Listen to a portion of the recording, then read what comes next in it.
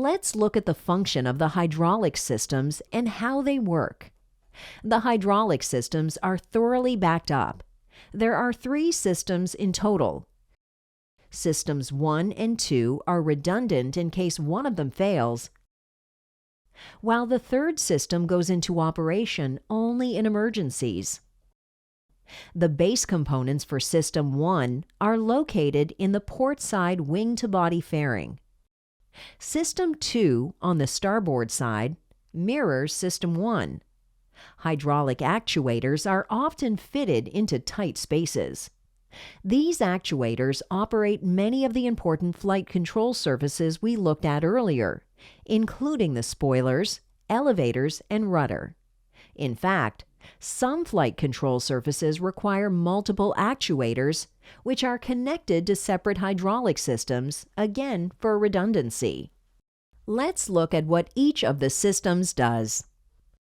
Hydraulic System 1 controls the upper rudder actuator, left elevator outboard actuator, left thrust reverser, left and right multifunction spoilers 1 and 3, the flap power drive unit, the left and right flap brakes, left and right ground spoilers, and the landing gear.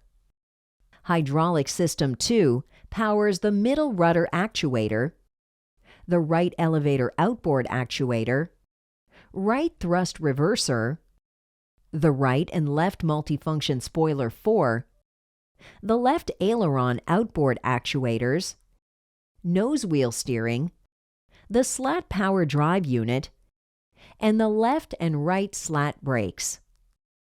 Hydraulic System 3, the emergency system, can power the lower rudder actuator, left and right elevator inboard actuators, left and right multifunction spoiler number 2, left and right aileron inboard actuators, left and right slat and flap brakes, and the ram air turbine stow actuator.